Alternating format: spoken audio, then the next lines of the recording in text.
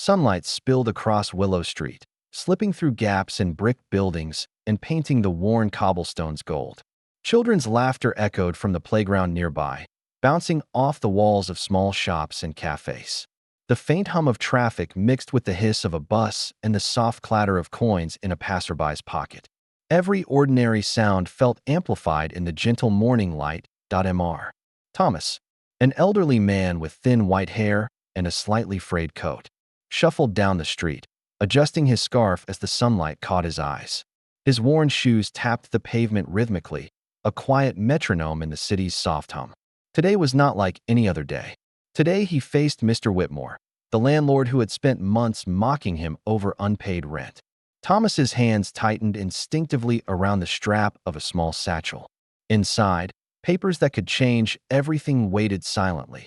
Across the street, Whitmore leaned casually against his polished black car, sunlight glinting off its chrome. His tailored suit caught every ray, reflecting confidence and wealth. He noticed Thomas and smirked. "Late again, old man," he called, voice carrying over the faint morning bustle. The smirk lingered like a shadow over the bright morning, sharp against the warmth of the day.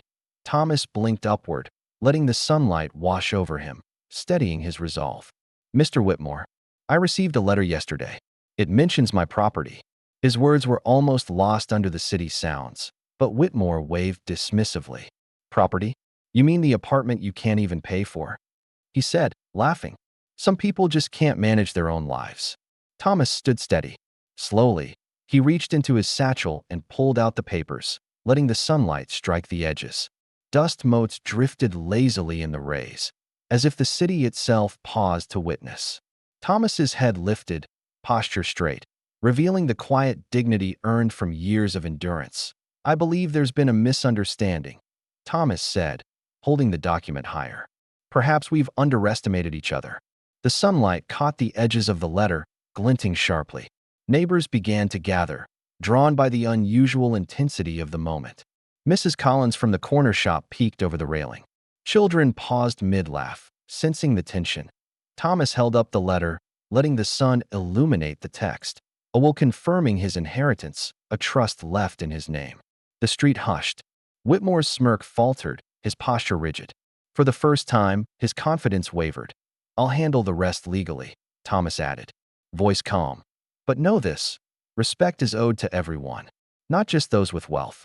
The morning sun flared gently behind him, dust motes drifting in the light as he turned to leave, walking along the bright street. His resolve evident in every step. The community center courtyard glowed under the noon sun. Shadows stretched softly across the brick pavement, mingling with the golden light. Neighbors and tenants had gathered, murmuring as they sensed something unusual. Thomas stepped onto the small stage, satchel in hand. Whitmore was there too, adjusting his tie, radiating authority, though the sunlight revealed subtle cracks in his confidence. Thomas cleared his throat. "I have something to share," he said. His voice carried across the open courtyard, steady and clear. The sun illuminated his lined face, each crease a testament to patience and endurance. Whitmore smirked, squinting. "I hope this isn't another excuse for tardiness," he said. Thomas pulled the documents from his satchel and held them high. Sunlight flared on the paper, drawing every eye. The crowd leaned in. Whitmore's smirk wavered as he saw the edges of the will glint in the sun. "This is part of a will," Thomas said calmly. "It confirms my inheritance, a trust left in my name." Whispers ran through the crowd. Neighbors leaned forward, squinting. The sunlight seemed conspiratorial, highlighting the contrast between Thomas's patience and Whitmore's arrogance. That Whitmore's confident posture stiffened. Thomas continued, voice firm. "Respect is owed to everyone, regardless of their financial standing. It is earned, not demanded." The sun flared behind him, haloing his figure, casting long shadows that reached across the courtyard. Whitmore swallowed hard. He opened his mouth, but the words stuck. The sunlight reflected off his cufflinks, illuminating the defeat he could not deny. Thomas lowered the papers, letting the warm light emphasize calm dignity over confrontation. Neighbors began to murmur, some nodding quietly. Children, sensing the tension, quieted their play. The city's hum, the hiss of espresso machines, distant buses, footsteps on concrete, amplified the weight of the moment. Thomas stepped down from the stage, walking among the neighbors. He nodded and smiled gently. Whitmore remained, pale in the sunlight, standing humbled. Thomas's calm and integrity spoke louder than any argument or shout. The afternoon light bathed the courtyard, illuminating dust motes drifting lazily, creating a cinematic glow around every gesture. By mid-afternoon, Thomas and Whitmore stood across from each other. Whitmore finally spoke, voice subdued. I underestimated you. Thomas nodded, letting the sun warm his shoulders, accepting acknowledgement without gloating. The afternoon softened the streets with a golden glow.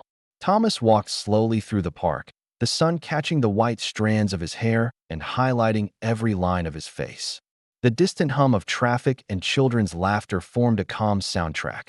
Whitmore followed at a distance, hesitant. The confrontation in the courtyard had changed him. He no longer carried arrogance. The sunlight reflected his humility. Thomas adjusted his coat against the soft breeze, moving with quiet purpose. A park bench overlooking a small fountain, Thomas sat. Water rippled in the sunlight, scattering flecks of gold across the worn stone. He watched children play, listening to footsteps and the faint hiss of a cafe espresso machine. The day felt lighter. Whitmore approached. Thomas, I underestimated you, he said again, quietly. Eyes softened by the sunlight. Thomas looked up. It's about understanding, integrity, and the way we treat each other, he said. The words merged with the warmth of the afternoon, reflecting in every face around them. Whitmore nodded, extending a tentative hand. Thomas shook it gently, the sun flaring softly behind them. Thomas used his inheritance to reopen the local youth center, repair the cafe, and rebuild community spaces. Every act was under daylight, sunlight catching dust motes, reflections in windows, warmth on faces. Children helped place bricks, laughing as sunlight flared in their hair.